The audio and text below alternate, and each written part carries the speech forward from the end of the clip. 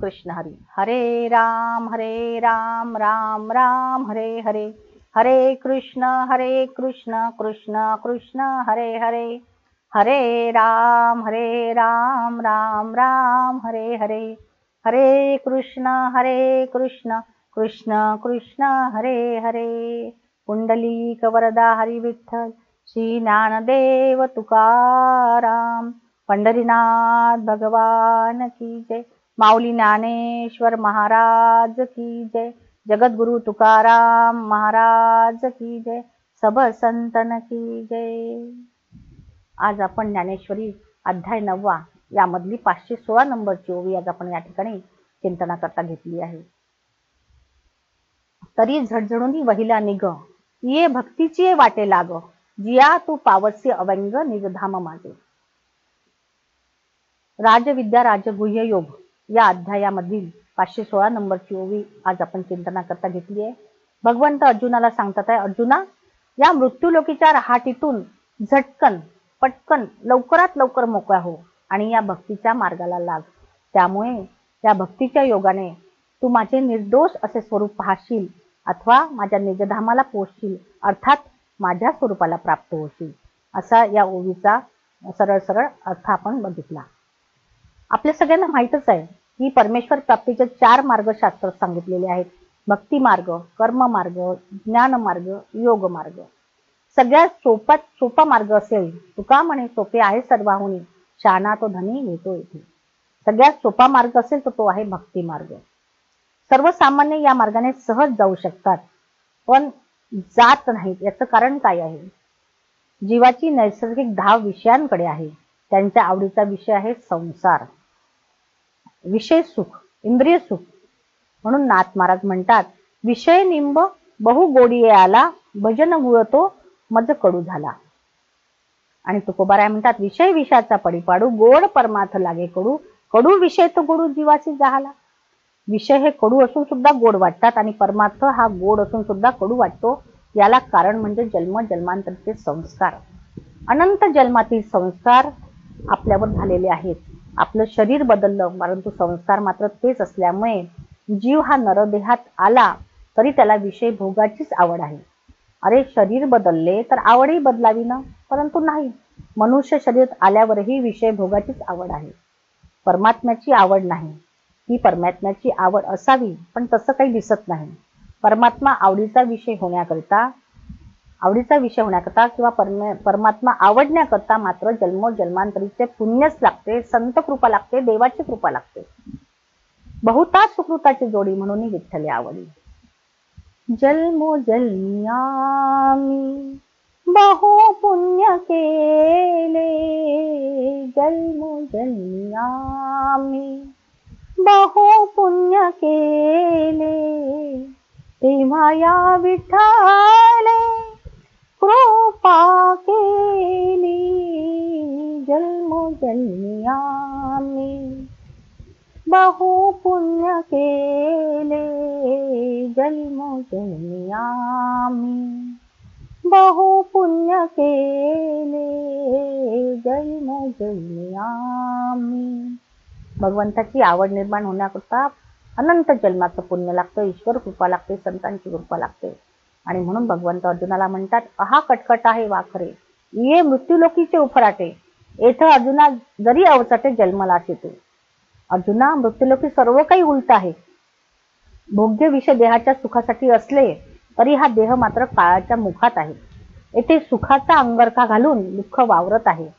येथील सर्व काही नाहीसे होणार आहे. मृत्यूलोकातील चंद्र क्षयरोगी आहे. सूर्याचा उदय देखील इथे अस्तासाठीच होतो. येथे सुख ऐकायलाही मिळत नाही. येथील माणसे पारलौकिक सुखासाठी एक कवडीही खर्च करत नाही, परंतु स्वतःच्या स्वार्थासाठी मात्र कोट्यावधी रुपये खर्च करतात. इंद्रिय सुखातच आनंद मानतात.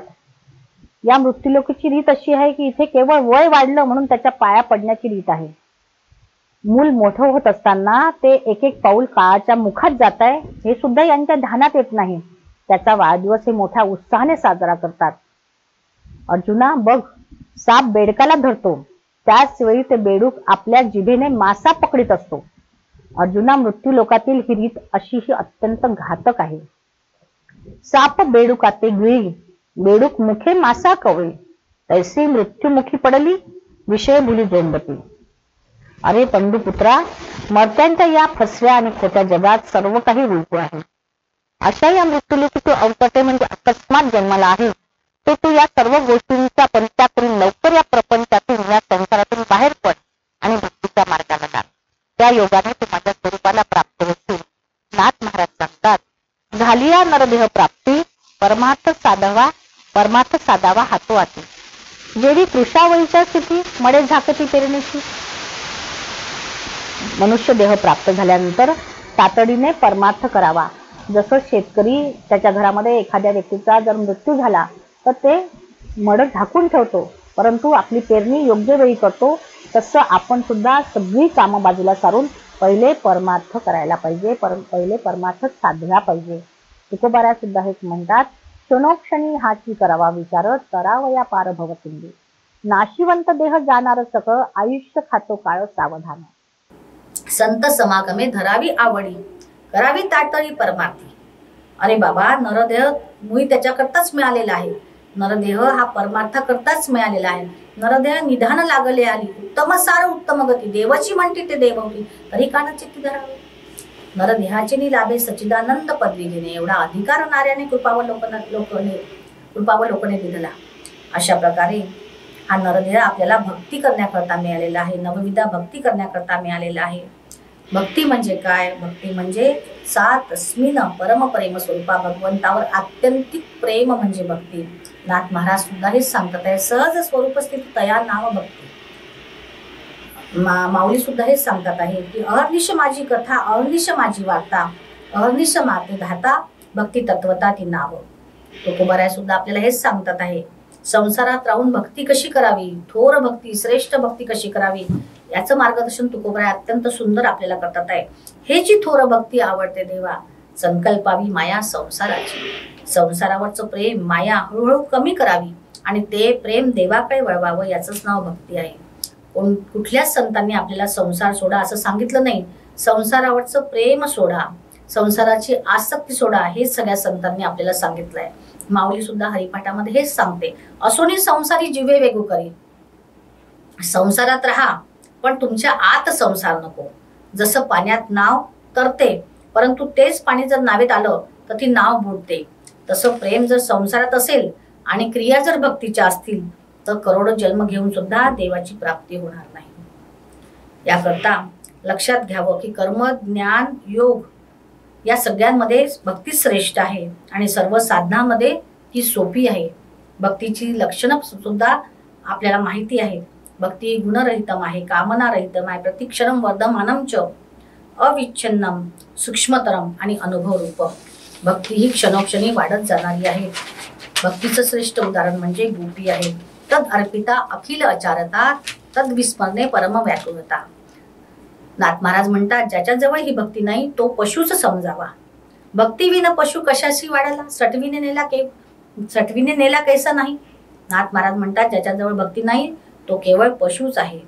माऊली सुद्धा आपल्याला तेच म्हणतात, तैसे माझिया भक्ती विन जळो ते जी आले पण, अगा पृथ्वीवरी पाषाण नसती काही.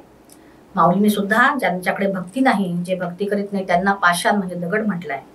भगवंत उद्धवाला सांगतात की उद्धवा, मी योग, ज्ञान, धर्म, स्वाध्याय, तप, त्याग याच्यामुळे मिळत नाही. मी फक्त भक्तीने मला प्राप्त करता येते किंवा भक्तीनेच मला मोजता येते. भक्तीची मापे मोजितो अनंता, इतराने तत्वता न मोजावे.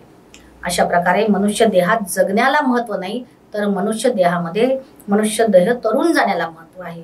आणि मनुष्याला तरुण जाता येते ते केवळ आणि केवळ भक्तीमुळेच.